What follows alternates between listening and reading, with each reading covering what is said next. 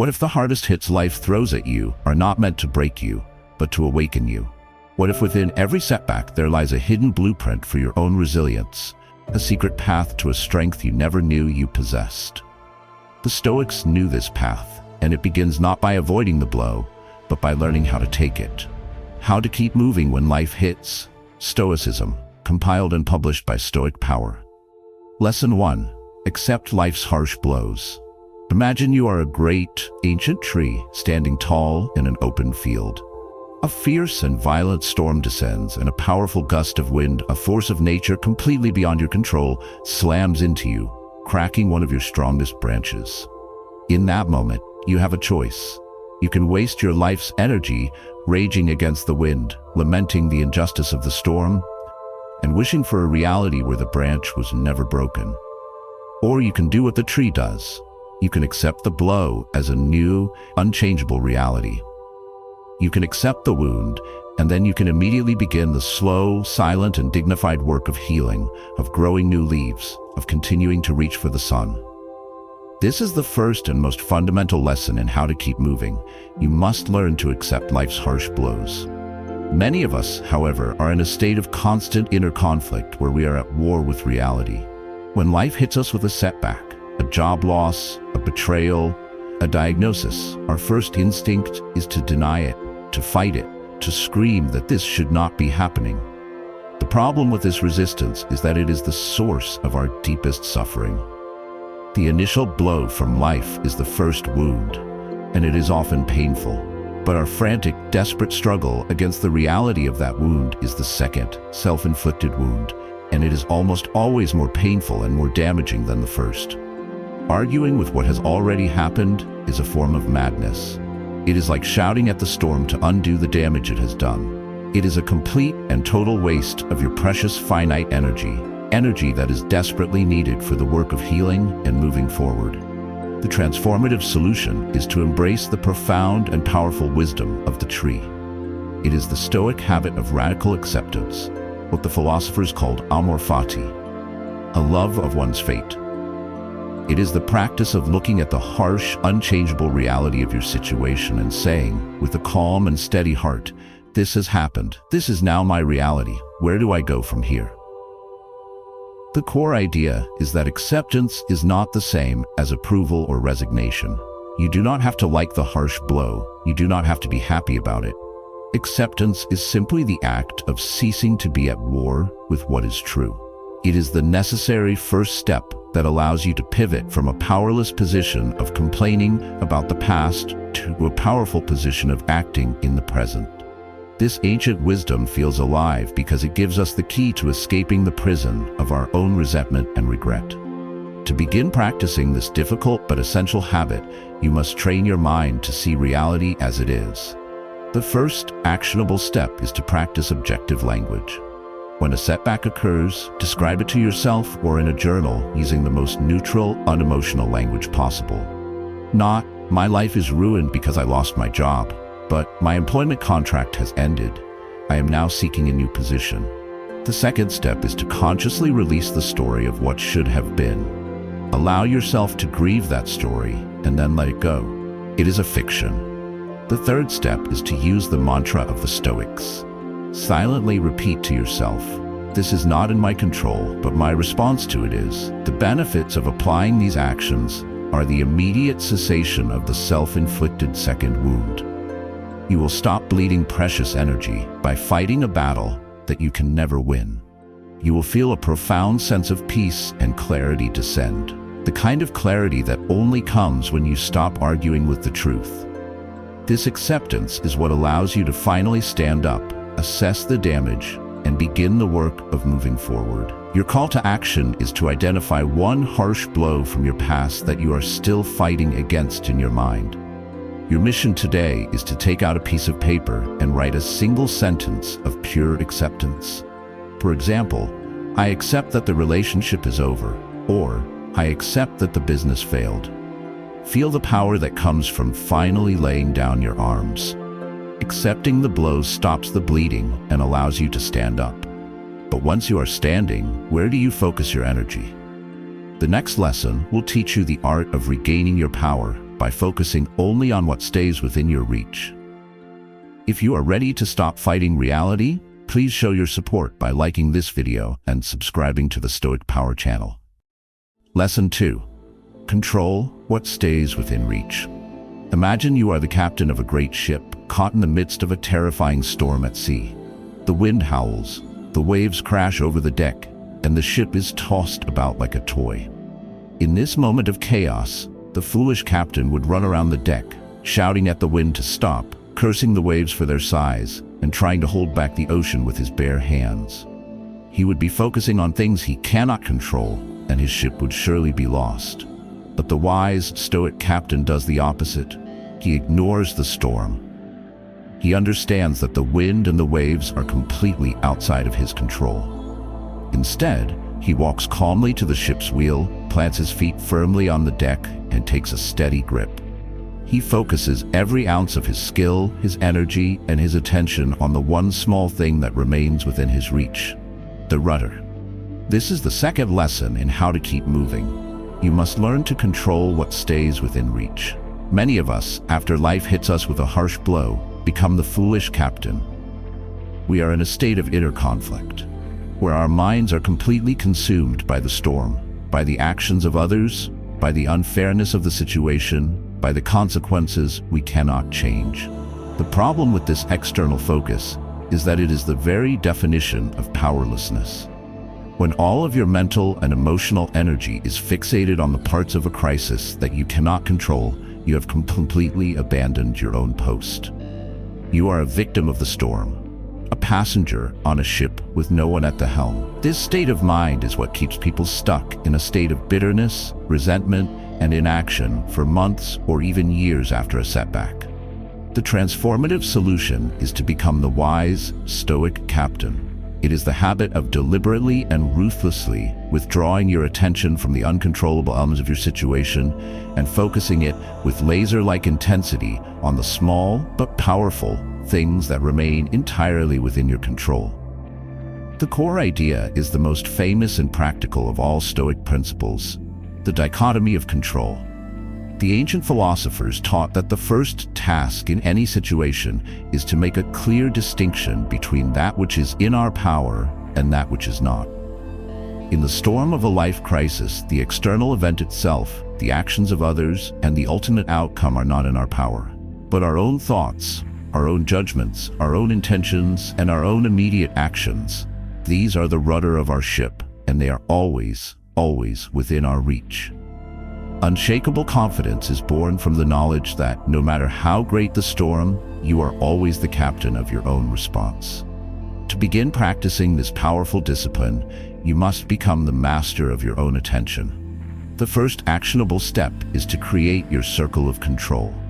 Draw a circle on a piece of paper. Inside the circle, write down all the aspects of your current challenge that you have direct control over, e.g., your attitude, your effort, the next phone call you make. Outside the circle, write down all the aspects you do not control, e.g., the economy, what someone else thinks, the final result. The second step is to make a conscious vow to invest 100% of your energy for the day only on the things inside the circle. The third step is to use this as a mental filter. When you find yourself worrying or getting angry, ask yourself, is this thing inside or outside my circle? If it is outside, you must practice letting it go and redirecting your focus back to the rudder. The benefits of applying these actions are a massive and immediate shift from a feeling of powerlessness to a feeling of profound agency. You will stop being a victim of the storm and become its navigator. Your anxiety will plummet because you will no longer be burdened with the impossible task of controlling the entire ocean. You will find that by focusing your energy on the small, controllable rudder, you can have a surprisingly powerful influence over the direction of your ship, even in the biggest storms.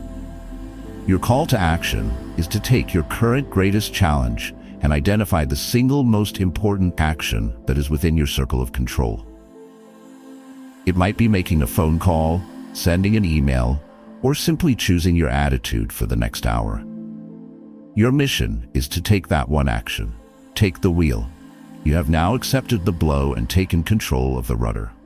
But the storm is still raging, and the journey is painful. The next lesson will teach you how to endure the inevitable pain of the journey without losing your sense of direction.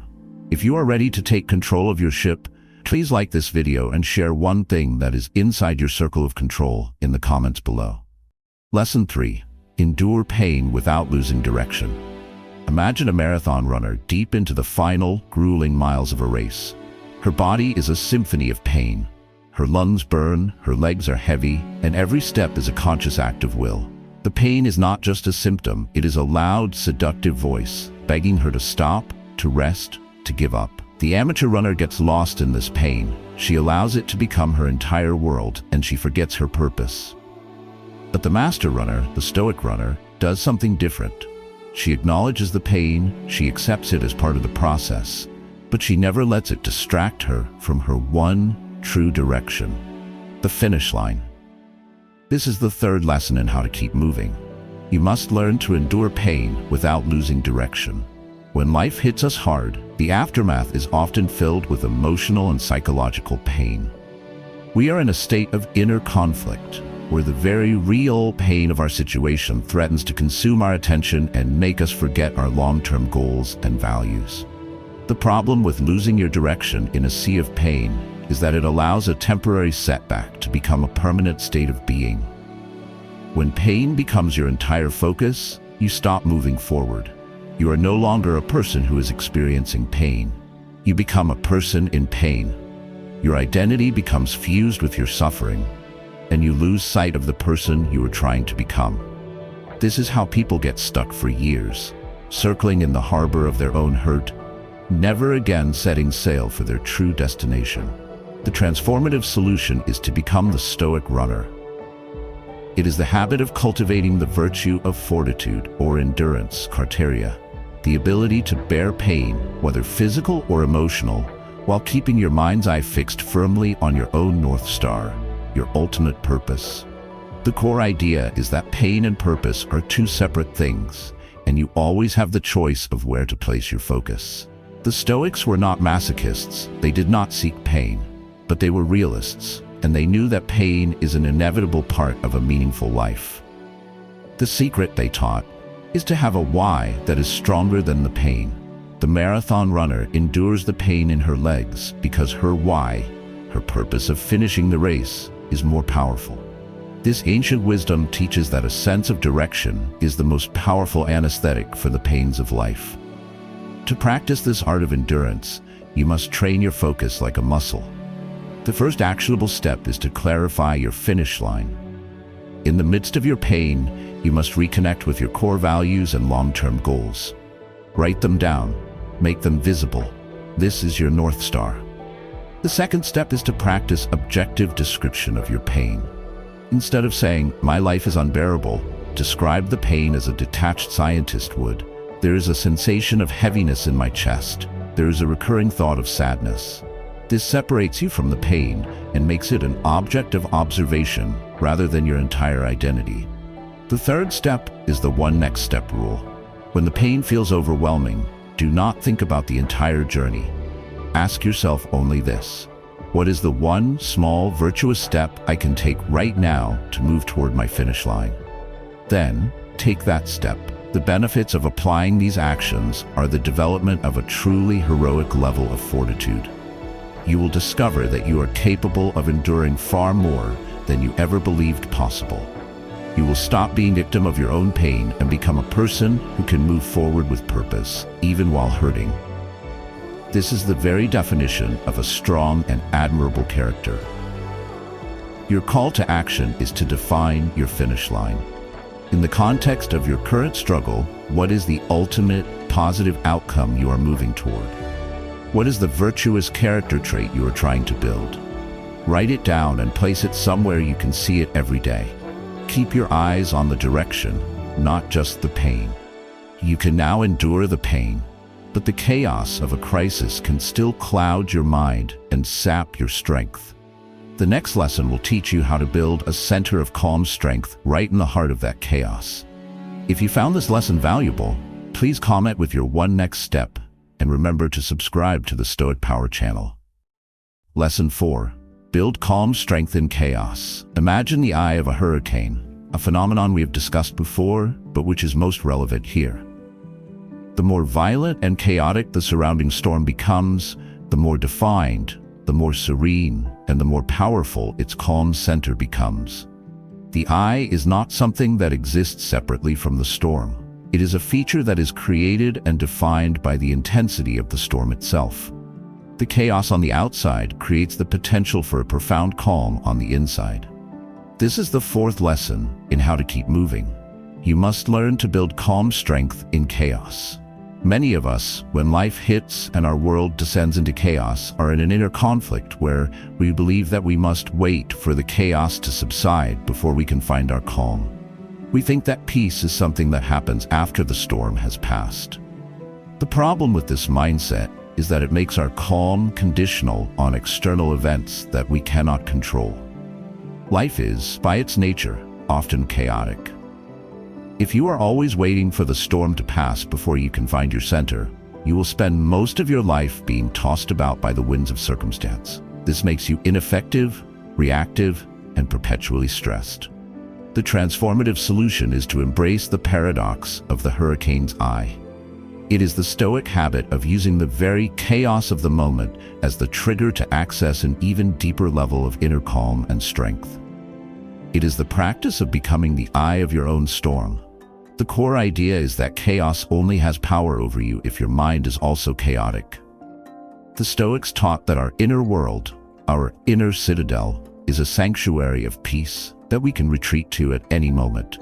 The louder the noise on the outside, the more urgent it is to access the silence on the inside. This gentle wisdom teaches that external chaos is not a barrier to inner calm. It is an invitation to practice it at the highest level.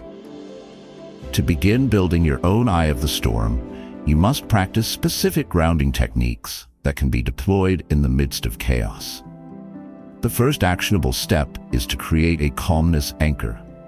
This is a simple physical gesture you can do discreetly, such as pressing your thumb and forefinger together, which you will train your mind to associate with a feeling of calm. Practice this gesture when you are already calm, so it becomes a conditioned response. The second step is to have a power mantra. This is a short, simple phrase that you can repeat to yourself in the midst of chaos, such as "This too shall pass," or "I am the rock, this is the water." This focuses your mind and overrides the panicked inner monologue. The third step is to focus on a single, simple, external task. In a chaotic environment, deliberately bring your full attention to one small thing you can do, like organizing a few papers on your desk or taking a sip of water with extreme mindfulness. This narrows your focus and creates a small island of order in the sea of chaos. The benefits of applying these actions are the development of a truly remarkable ability to function with grace and effectiveness under pressure. You will stop being a victim of chaos and become a calming force within it. People will be drawn to your stability and your steady presence. You will make better decisions, you will feel less stress, and you will discover a profound sense of inner power that is only revealed in the heart of the storm. Your call to action is to choose your power mantra. What is the one short phrase that you will use as your mental anchor the next time you find yourself in a chaotic situation? Decide on it now and repeat it to yourself a few times. Prepare for the storm before it arrives. Building calm in chaos allows you to survive the storm. But the true Stoic warrior does not just survive. He uses the storm to become stronger. The next lesson will teach you the alchemical art of turning your setbacks into your greatest source of inner power. Please take a moment to subscribe to the Stoic Power channel to continue your journey toward unshakable calm. Lesson 5. Turn setbacks into inner power. Imagine a blacksmith's forge where a piece of soft, raw iron is being transformed into a magnificent sword. The most crucial part of this process is the hammering. The blacksmith takes the heated iron and strikes it with powerful, repeated blows. These blows, these setbacks, are not intended to destroy the iron. They are the very force that drives out the impurities, compresses the metal, and gives the blade its strength and its shape. The setback of the hammer blow is the source of the sword's power. This is the fifth lesson in how to keep moving. You must learn to turn setbacks into inner power. Most of us, however, live in an inner conflict where we experience setbacks as purely destructive events. When we are hit by a failure, a rejection, or a loss, we see it as a dent in our armor, a sign of our weakness, a wound that diminishes us. The problem with this perspective is that it makes us terrified of failure and resistant to learning from it. A life lived in fear of setbacks is a life of stagnation. If you see every failure as a loss of power, you will stop taking the risks that are necessary for growth. You will become brittle, afraid of the hammer, and your character will remain like the soft, unformed iron, full of potential, but ultimately useless in a real battle. The transformative solution is to become the master blacksmith of your own soul. It is the Stoic habit of seeing every single setback not as a defeat, but as a necessary and valuable hammer blow, designed to forge you into someone stronger, sharper, and more resilient than you were before. The core idea is the most empowering principle in all of Stoic philosophy. The obstacle is the way. The Stoics taught that the universe sends us specific challenges for a reason, to give us the opportunity to practice and develop a specific virtue. The setback is not a punishment, it is a curriculum. It is a personalized training regimen for your character. This ancient wisdom transforms every negative event in your life from a liability into a priceless asset. The setback is no longer a source of shame, it is the raw material of your greatest strength. To begin this alchemical process, you must become a student of your own failures. The first actionable step is to conduct an after-action review.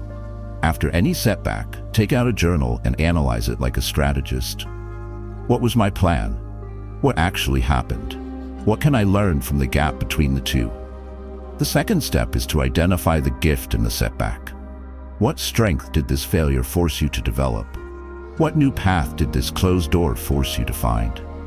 Look for the hidden opportunity. The third step is to take the lesson and immediately apply it. Take one small action based on the wisdom you have gained from the setback. This is the act of reforging the metal. The benefits of applying these actions are the development of a truly unstoppable, growth-oriented mindset. You will no longer be defined by your setbacks, but by your response to them. You will find that your greatest moments of growth and learning come directly from your hardest moments. Your confidence will become real and durable, built on the evidence of your ability to get up from the ground, stronger than before.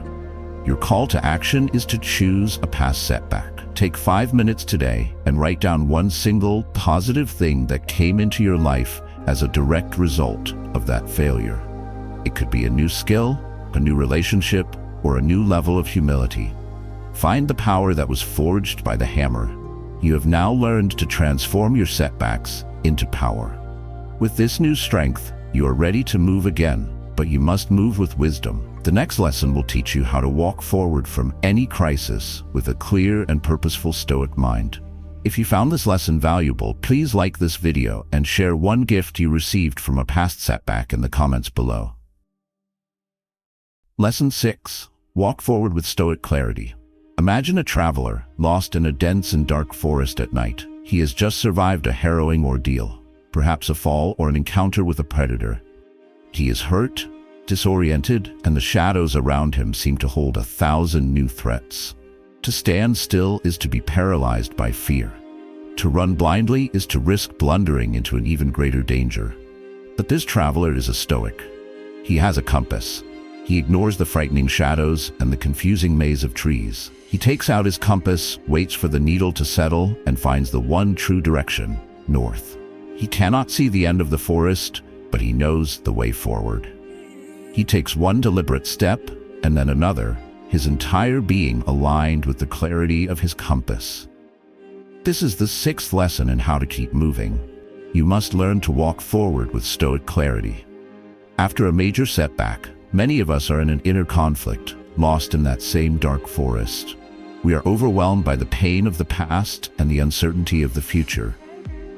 The problem with this state of confusion is that it prevents any meaningful forward movement. A mind clouded by grief, anger, and fear cannot make wise decisions. we are likely to either remain frozen in inaction or to make a rash, impulsive choice in a desperate attempt to escape the discomfort of our situation.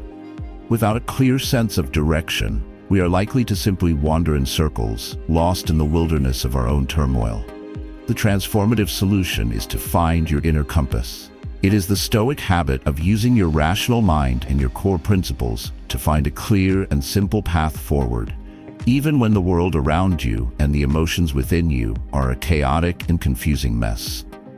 The core idea is that clarity is the antidote to fear and the prerequisite for purposeful action. The Stoics believed that our ruling faculty, our hegemonikon, is like an inner compass that can always point us toward the north of virtuous action if we only take the time to consult it. This gentle wisdom teaches that in moments of great confusion, you do not need to have a map of the entire forest. You only need to know the direction of the next wise step. To find this clarity, you must quiet the noise and consult your inner compass. The first actionable step is to create a space for reflection. You cannot find clarity in the midst of chaos. You must temporarily retreat from the situation to a quiet space where you can think. The second step is to return to first principles. Ask yourself two questions. What is within my control right now? And what is the most virtuous thing I can do next? These two questions will cut through the fog of confusion like a knife. The third step is to define your one next step. Based on your answers, decide on the single, smallest, most constructive action you can take to move forward. Your only goal is to take that one step. The benefits of applying these actions are the ability to find a path forward from any crisis. You will replace the feeling of being hopelessly lost with a quiet sense of purpose and direction. The overwhelming complexity of your situation will be simplified into one manageable next step. This is how you walk out of any forest, one clear, deliberate step at a time. Your call to action is to take out your compass now. In relation to your current greatest challenge, take 2 minutes and answer those two questions. What is in my control? And what is the most virtuous next step? Write down that step. That is your north. You now know how to get back on your feet and how to find your direction. The final lesson is about how to keep walking, how to transform this act of recovery into a continuous, unstoppable journey beyond every storm. Please subscribe to the Stoic Power Channel as we reach the culmination of our journey into resilience. Lesson 7. Keep moving beyond every storm. Imagine the ocean itself. It is a force of immense and enduring power. Throughout its long existence, it has been battered by countless hurricanes, typhoons, and violent storms. Each storm is a chaotic and destructive event upon its surface. But after each and every storm passes, the ocean returns to its vast, deep, and powerful state. It endures. It keeps moving. It is never permanently diminished by the temporary violence of the weather. The ocean's nature is to be greater than any single storm. This is the final lesson. You must learn to keep moving beyond every storm. The final inner conflict we must resolve is the belief that a major setback is the final chapter of our story. We often see a great failure or a deep loss as a permanent state, a defining event from which we can never fully recover. We become the storm rather than the ocean. The problem with this mindset is that it turns a temporary event into a lifelong identity. It is the story that says, I am a failure, rather than, I experienced a failure. This belief system is a self-imposed life sentence of misery and stagnation. It prevents us from ever accessing the vast, deep potential that lies within us, just as the ocean's depths lie beneath the storm. The transformative solution is to adopt the mindset of the ocean. It is the Stoic habit of seeing every setback, no matter how catastrophic, as a temporary storm passing over the vast and enduring surface of your true self. It is the commitment to a life of continuous, relentless forward movement. The core idea is the ultimate expression of Stoic resilience and the achievement of eudaimonia, a flourishing human life. The flourishing life is not a life without storms. It is a life that has become so deep, so purposeful, and so resilient that it can endure any storm and continue on its path. This ancient wisdom teaches that your true self is not the event that happens to you, but the response you choose. again and again and again. Your character is not defined by the storm, but by your commitment to keep sailing after the storm has passed. To embody this oceanic resilience, you must commit to a life of perpetual motion. The first actionable step is to create a post-storm ritual. After any major setback, you must have a pre-planned set of actions that you will take to get yourself back on course, such as reconnecting with your core values, setting a new small goal, and engaging in physical exercise. The second step is to have a long-term vision.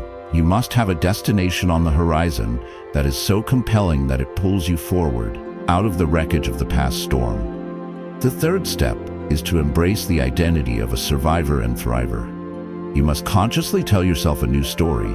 I am a person who gets through things. I am a person who keeps moving. The benefits of applying this final habit are the achievement of a truly unstoppable life. You will be free from the fear that any single event can break you. You will develop a profound and deep confidence that comes from knowing that your capacity to endure and move forward is greater than any storm life can throw at you. You become the ocean, a force of nature in your own right, defined not by the storms you have faced, but by the deep, powerful, and relentless current of your own life's purpose. Your final call to action is a commitment to the next step. Whatever you have been through, your mission for today is to take one small, concrete action that represents forward movement. It could be sending an email, going for a walk, or reading a single page of a book. Take one step out of the storm and back onto your path. By accepting life's blows, controlling what you can, enduring with direction, building calm strength, turning setbacks into power, and walking forward with clarity, you become the person who can keep moving. Always, beyond every storm. Life's blows are not meant to stop you, but to instruct you.